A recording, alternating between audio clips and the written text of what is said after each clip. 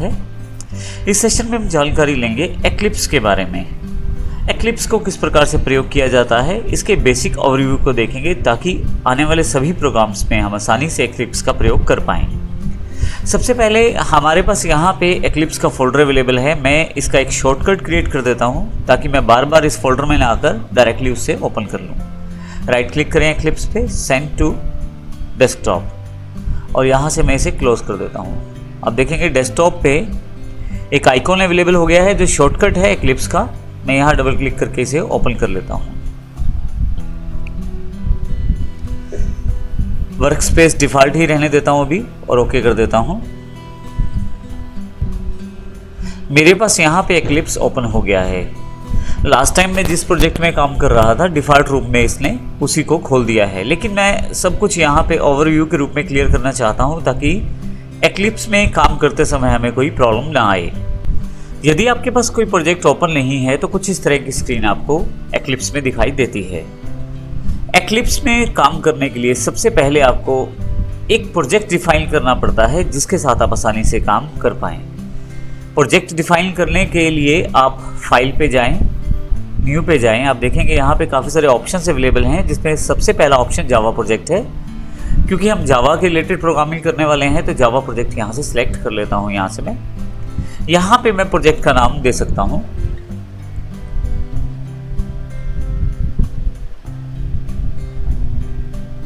मैं यहाँ प्रोजेक्ट का नाम फर्स्ट प्रोजेक्ट दे देता हूँ। लोकेशन वही रहेगी वर्क स्पेस की जिसमें मैं डिफ़ॉल्ट रूप से काम कर रहा हूँ।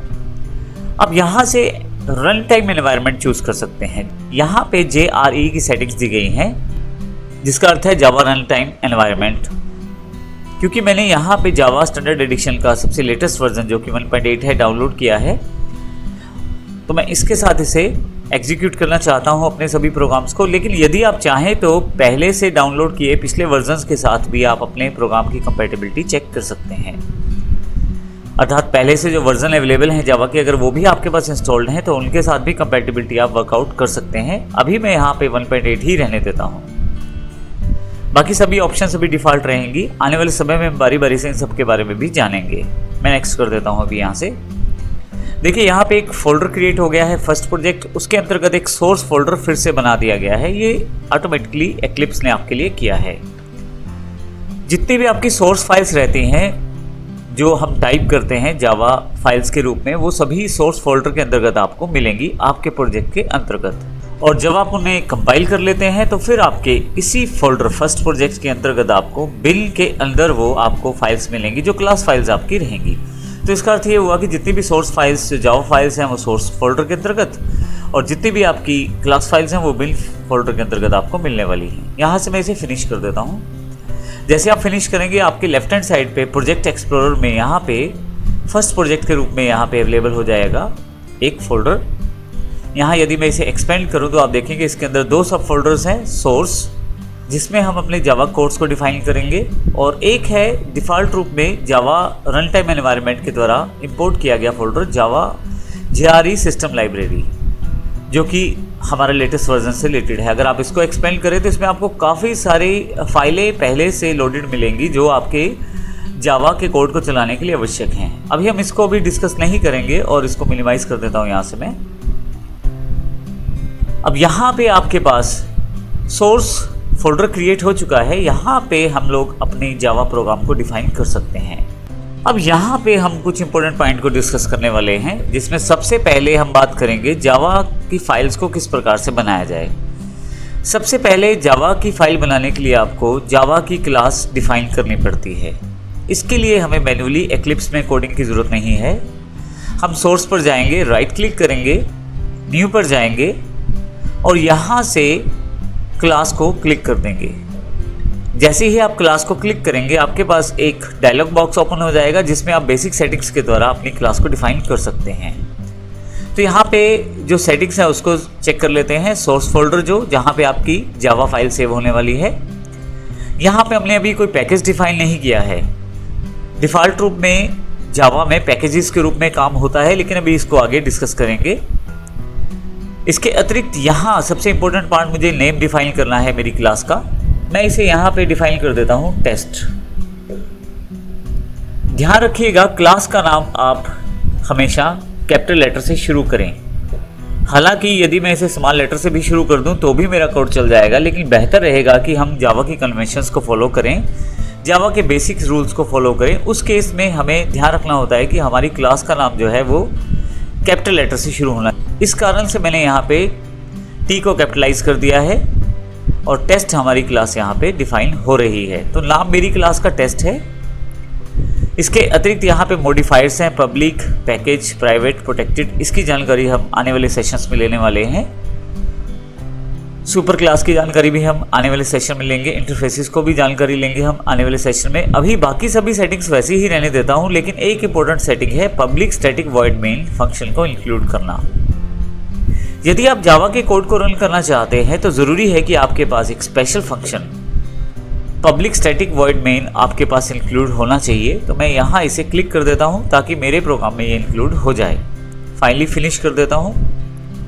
जैसे ही फिनिश करूँगा आप देखेंगे यहाँ पे लेफ्ट साइड पे डिफ़ॉल्ट पैकेज के अंतर्गत test.java के नाम से मेरे पास एक फ़ाइल तैयार हो गई है। यहाँ यदि आप देखें तो ये सारी कोडिंग मेरे पास तैयार हो चुकी है क्लास टेस्ट की। यहाँ पे कुछ एक इम्पोर्टेंट बातें हैं, जैसे कि यहाँ पे हमारे पास क्लास का जो नाम है वही हमारी फाइल का नाम भी इसने डिफाइन किया है। तो जब भी आप काम करें जावा में तो आपकी क्लास फाइल के नाम से ही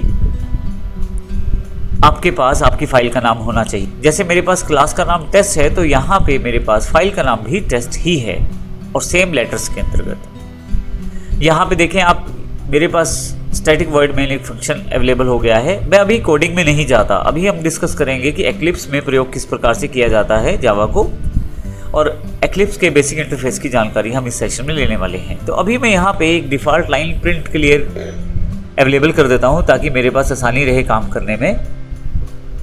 मैंने यहाँ पे एक लाइन ऐड कर दी है system.out.println और डबल कोट्स में स्मार्टो सिस्टम्स को इंडिकेट किया है। यहाँ पे अभी हम किसी तरह की क्लास की जानकारी या किसी भी तरह की फंक्शन की जानकारी नहीं ले रहे। अभी हम डिस्कस करेंगे कि हम किस प्रकार से एक्लिप्स में काम कर सकते हैं जावा के साथ। तो हमने अभी तक देखा किस प्रकार से हम प्रोजेक्ट डिफाइन कर सकते हैं, सोर्स फोल्डर के अंतर्गत किस प्रकार से क्लास डिफाइन कर सकते हैं, तो वो हमारे पास यहाँ पे अवेलेबल हो गई है। तो जब भी आप अपनी कोडिंग को डिफाइन करते हैं एक्लिप्स में तो उसे रन किस प्रकार से करते हैं। यहाँ पे मैंने एक छोटा सा प्रोग्राम डिफाइन किया है। किसी भी प्रोग्राम को रन करने के लिए यहाँ पे ऊपर की तरफ रन बटन अवेलेबल है आपके पास। यदि आप यहाँ ड्रॉप डाउन बॉक्स पे क्लिक करें तो यहाँ पे इससे रिलेटेड काफ़ी सारे और भी ऑप्शन अवेलेबल हैं।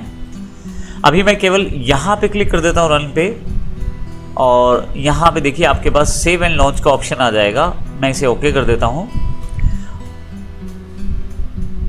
तो आपके पास ये प्रोग्राम रन हो गया है। इसकी जानकारी मुझे यहाँ कंसोल विंडो से मिल रही है। नीचे की तरफ मेरे पास यहाँ पे एक कंसोल पैनल अवेलेबल है जहाँ पे स्मार्टो सिस्टम लिखा गया है, जो एग्जैक्टली मेरे पास आउटपुट थी मेरे प्रोग्राम की। तो यहाँ पे यदि आप अपने एक्लिप्स को वेरीफाई करना चाहते हैं कि वो प्रॉपर वर्किंग कर रहा है या नहीं, तो उस केस में आप इस छोटे से प्रोग्राम कोड को एक्सरसाइज फाइल से निकाल कर कॉपी पेस्ट कर लीजिए और यहाँ रन करके देख लीजिए, ताकि आपको क्लियर हो जाए कि ये आपके पास रन कर रहा है। अब हम डिस्कस करेंगे हमारे पास जो एक्लिप्स का इंटरफेस है।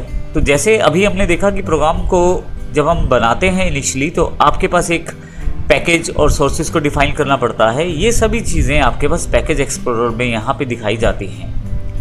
इनको आप अपनी मर्जी से एक्सपेंड कर सकते हैं, हाइड कर सकते हैं, मिनिमाइज कर सकते हैं। वो सब सेटिंग यहाँ से आप सेटअप कर सकते हैं। जिस भी प्रोग्राम को आप क्लिक करके खोलते हैं वो आपके पास यहाँ पे राइट हैंड साइड पे टैब के रूप में ओपन हो जाता है। यदि आपके पास एक से ज़्यादा प्रोग्राम डिफाइंड है तो यहाँ पे आपके पास टैब के रूप में अवेलेबल हो जाएंगे। इसी तरह से राइट हैंड साइड पे टास्क लिस्ट आपके पास दी गई है और नीचे की तरफ एक आउटलाइन व्यू रहता है आपके प्रोग्राम का। जैसे जो मेन फंक्शंस हैं उनकी जानकारी यहाँ पे आपके पास अवेलेबल रहती है। जैसे मेरे पास यहाँ एक ही फंक्शन इंक्लूड है मेन, तो उसको डायरेक्टली एक्सेस में यहाँ पे क्लिक करके कर सकता हूँ। लेकिन जब प्रोजेक्ट बड़ा होता है तो हो सकता है आपके पास 500 से 1000 फंक्शन हो, तो ऐसे केस में आपके लिए बड़ा इंपॉर्टेंट हो जाता है आउटलाइन व्यू। डबल क्लिक करें और डायरेक्टली उस फंक्शन को आप यहाँ से एक्सेस कर लें। नीचे की तरफ आपके पास यदि इस प्रोग्राम में कोई प्रॉब्लम है तो उसको डिस्कस किया जाएगा प्रॉब्लम्स विंडो में। जावा डॉक्यूमेंटेशन यहाँ अवेलेबल है, डिक्लेरेशन अवेलेबल है और सबसे इंपॉर्टेंट कंसोल। यदि आपके पास कोई एरर रहता है प्रोग्राम में और आपका प्रोग्राम प्रॉपर्ली कंपाइल या इंटरप्रेटेड नहीं होता तो कंसोल में आपको उसके रिगार्डिंग कुछ जानकारी दी जाएगी। और यदि आउटपुट बिल्कुल ठीक आता है तो आउटपुट भी यहाँ पे आपको दिखाया जाएगा। इसी तरह से यदि आप फाइल पे चले जाएं ऊपर की तरफ से तो यहाँ पे बेसिक ऑप्शन आपके पास अवेलेबल हैं। नई फाइल बनाने से रिलेटेड या नया प्रोजेक्ट बनाने से रिलेटेड आप पुरानी फाइल को ओपन भी कर सकते हैं अपने वर्क स्पेस से। और बेसिक ऑप्शन बिल्कुल वैसे ही जो एक नॉर्मल टेक्स्ट एडिटर के रहते हैं, जैसे सेव कर सकते हैं, सेव एज कर सकते हैं फाइल्स को। आप वर्क स्पेसेस को स्विच भी कर सकते हैं। यहाँ से आप कट, कॉपी, पेस्ट इत्यादि जैसे बेसिक ऑप्शंस को वर्कआउट कर सकते हैं। सोर्स से रिलेटेड बेसिक सेटिंग्स यहाँ से की जा सकती हैं। रिफैक्टर आपके पास अवेलेबल है। नेविगेशन से रिलेटेड टूल्स आपको यहाँ मिल जाएंगे, जिससे आप, यदि आपकी कोडिंग बहुत ज़्यादा पेजेस या लाइंस में कन्वर्टेड है तो आप यहाँ से आसानी से नेविगेट कर सकते हैं चीज़ों को। आप आसानी से सर्च फंक्शंस को प्रयोग कर सकते हैं इस सर्च मेन्यू के अंतर्गत। प्रोजेक्ट से रिलेटेड ऑप्शंस आपको यहाँ पे अवेलेबल हो जाएंगे, प्रोजेक्ट, जहाँ से आप प्रोजेक्ट को ओपन कर सकते हैं, क्लोज कर सकते हैं और बिल्ड कर सकते हैं। आपके पास यहाँ पे रन एक इंपॉर्टेंट मेन्यू रहता है, जहाँ से आप अपने प्रोग्राम को रन कर सकते हैं। जैसे कि हमने देखा था, यहाँ पे रन बटन भी मेरे पास अवेलेबल है और मैं चाहूँ तो रन में जाकर यहाँ रन पे क्लिक कर सकता हूँ, या आप कंट्रोल F11 के साथ डायरेक्टली अपने प्रोग्राम को रन कर सकते हैं। अगर आप केवल डिबग करना चाहते हैं तो F11 से कर सकते हैं। इसके अलावा यहाँ पे रन हिस्ट्री अवेलेबल है और कॉन्फ़िगरेशन अवेलेबल है। सेकंड लास्ट मेन्यू विंडो में आपके पास काफ़ी सारे ऑप्शन हैं जो आप चाहें तो एक और एक्लिप्स ओपन कर सकते हैं नई विंडो से। मैं अभी इसे क्लोज कर देता हूँ। इसी तरह से आप एडिटर पे कुछ बेसिक सेटिंग्स को मॉडिफाई कर सकते हैं। यहाँ सबसे इम्पोर्टेंट है आपके पास विंडोज़ में पर्सपेक्टिव से आप सारे इंटरफेस को रीसेट कर सकते हैं। मान लीजिए किसी कारण से मैं टास्क लिस्ट को क्लोज कर देता हूँ, आउटलाइन भी क्लोज हो जाता है और ये फाइल भी क्लोज हो जाती है, तो मैं इन सबको वापस ला सकता हूँ। इसके लिए विंडो पे जाना है, पर्सपेक्टिव पे जाना है और यहाँ से मुझे रीसेट पर्सपेक्टिव क्लिक करना है। जैसे ही मैं येस करूँगा मेरे पास ये बेसिक टूल्स सभी वापस आ जाएंगे और बेसिक्स विंडोज़ के साथ। और ये जो फाइल है test.java, इसके लिए मैं पैकेज एक्सप्लोरर में जाके डबल क्लिक कर दूंगा तो ये फाइल भी मेरे पास अवेलेबल है। कुछ एक्स्ट्रा हेल्प अगर आप चाहते हैं एक्लिप्स के बारे में तो यहाँ से वर्कआउट कर सकते हैं।